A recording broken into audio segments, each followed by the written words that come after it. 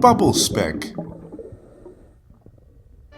World War II lasted 6 years, 1939 to 1945, which seems long, but the 7 Years' War lasted longer, and Dragonball Z had one fight lasting 18 episodes, and 8 of those episodes were on a single 5-minute tense moment. Hiroo Onoda, who I'm going to call H to the O from now on, an Imperial Japanese Army intelligence officer, he fought World War II for 30 years, because no one told him it was over. 30 years! He was on an island eating coconuts, dancing with monkeys, killing people, staying loyal to his country. On December 26, 1944, worst Christmas ever, he gets sent to Lubang Island in the Philippines. His task? Hamper all enemy attacks, destroy an airfield, stuff to do with the air and communication, blowing things up. Probably had to punch a pigeon in the face, probably punch like 5 pigeons, which is really easy to do. You just set them all up on a stoop and you just punch right through their beaks. I'm not recommending it, I'm just saying, and going through the logic. He was told by his commanding officer, you are absolutely forbidden to die by your own hand, ...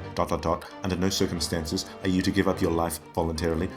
Whatever happens will come back for you. While fulfilling their duties, him and his troops were overrun by the Allied forces, the US and Filipino soldiers. All were killed or surrendered except H to the O and 3 others. They ran into the forests and the hills and they hid, waging war over the next few decades behind different kinds of shrubbery. Japan surrendered September 2nd, 1945 and started dropping leaflets over the island as well as pictures of family and friends and letters letting all those in hiding know that the war was over. One leaflet said, "The war ended August 15. Come down from the mountains." From H to the O's perspective, he'd been shooting people and some of them, when not dead, had been shooting back. So the war was still clearly on. It did not make sense to him. It was clearly an Allied hoax. So him and his men were shooting civilians, fishermen, police, all of which could be one person, blowing up trucks which were delivering goods. Who knows where all that firepower came from? I mean, were they all MacGyver?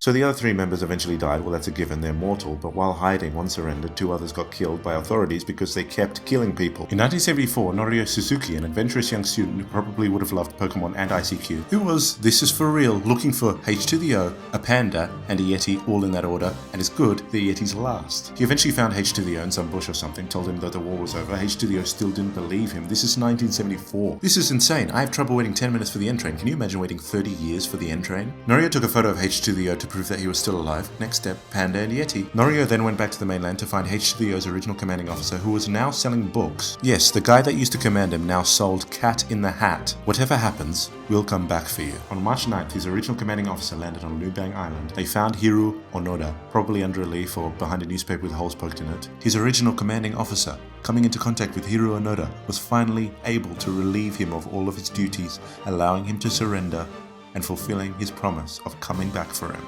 and probably gave him a copy of Charlotte's Web.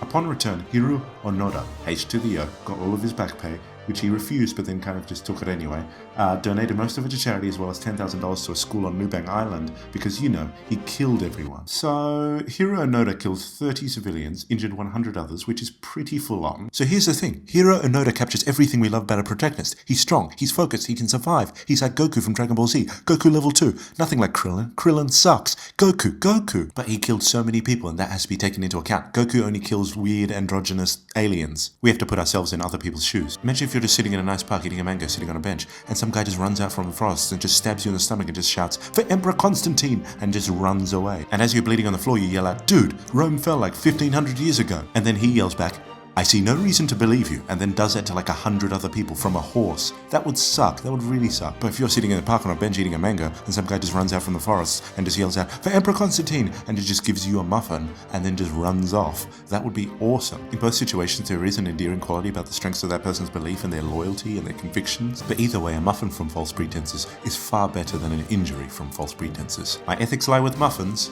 but I guess it's all very complicated. Hope you enjoyed. #muffin distribution. Signing out.